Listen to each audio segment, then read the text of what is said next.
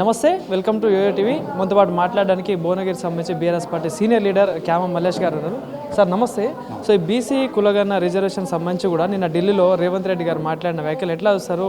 అయితే సోనియా గాంధీ గారు ఇచ్చిన లేఖని నోబెల్ ప్రైజ్లా భావిస్తూ ఉన్నారు, ఏం చెప్తారు? ఇప్పుడు మేము ప్రెస్ మీట్లో ఆల్రెడీ మీకు ఆ లేఖను చూపించినాం. ఆయన నేడు అప్రిషియేట్ చేసుకుంటా లెటర్ ఏమి ఇవ్వలే అంటే ఏమిటికా లెటరు? అబద్ధాలు ఆడినందుకు ఆస్కర్ అవార్డు ఇచ్చేది. బీసీలను నిండా ముంచిండు. నీకు చెప్పినాను ప్రెస్ మీట్లో. పెదవులకు తేనె పూసి కళ్ళల్లో కారం కొట్టిన విధంగా ఉంది. ఆయన 43% సాధించుకొచ్చి రిజర్వేషన్లు ఇస్తే ఆయనకు ధన్యవాదాలు చెప్పుదాం. మరి ఆయన అది సాధించలేకపోతే ఆయన ముకునాలకు రాస్తాడా? ఒకసారి ఆలోచన చేసుకోమని చెప్పండి. అంటే అఖిలపక్ష నాయకులు అందరితో ఢిల్లీలోనే ఆస్కర్ అవార్డులు రావు. ఆ మాటను నిలబెట్టుకుంటే ఆస్కర్ అవార్డులు వస్తాయి. మనం సినిమాలు ఉన్న వాళ్ళకు వాళ్ళకి వీళ్ళకి ఆస్కర్ అవార్డులు చూస్తాం. అది సక్సెస్ అయితే వస్తుంది. నేను అల్లూరి సీతారామరాజునని ఆఖరి బిచ్చగాన్లాగా పాట పాడితే అల్లూరి సీతారామరాజు గాడు కదా.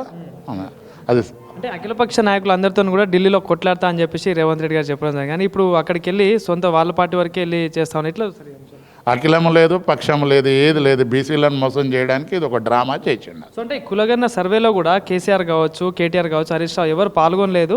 సో వాళ్ళని లెక్కలోకి తీసేసినాం తెలంగాణ నుంచి అని మాట్లాడుతున్నారు. ఎట్లా చూస్తారు? మరి దమ్ముంటే ఎట్లనో తీసేయమని చెప్తారు.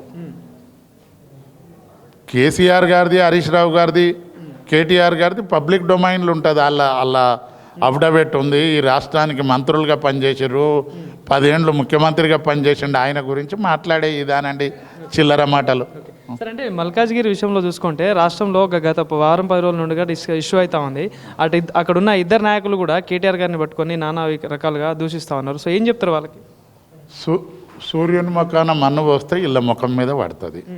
వాళ్ళకి పిచ్చులు వేసినాయి, పిచ్చి కుక్కలు లేక మరుగుతారు అంతకన్నా. సో నిన్న రాష్ట్రంలో కూడా కేటీఆర్ గారి బర్త్డే సందర్భంగా కూడా ఫ్లెక్సీలు పెడితే అంతటి ఎక్కడికక్కడ తొలగించిన పరిస్థితి. సో ఎట్లా వచ్చాడు ఈ ప్రభుత్వం పాలన? నేను ఎవరున్నా మా పార్టీ కూడా 10 ఏళ్ళ అధికారంలోకి ఉండి పోయింది. కాంగ్రెస్ కూడా 10 ఏళ్ళ తర్వాత అధికారంలోకి వచ్చింది.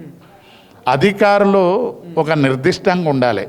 వీళ్ళు చెప్పంగానే వీళ్ళు, వాళ్ళు చెప్పంగానే వాళ్ళు చేస్తే అధికారుల పాత్ర కరెక్ట్ కాదు. చట్టపరంగా తీయాలని అనుకున్నప్పుడు మావి తీసినప్పుడు కాంగ్రెస్ వాళ్ళవి కూడా తీసేయాలి. ఆ అధికారులు అట్లా ఎక్కడ పడితే అక్కడ వంగితే రాష్ట్ర భవిష్యత్తుకే ముప్పు. అధికారులు ఒకసారి సరే, చిన్న స్థాయి అధికారులు ఉంటారు, ఐఏఎస్ అధికారులు ఉంటారు, ఒకసారి వాళ్ళ ఆత్మవిమర్శ చేసుకోగలరు. అది చట్టపరంగా నేరము అనుకుంటే అందరికి వర్తించాలి. మా ఒక్కరివే తీసేయడం కరెక్ట్ కాదు. Thank you.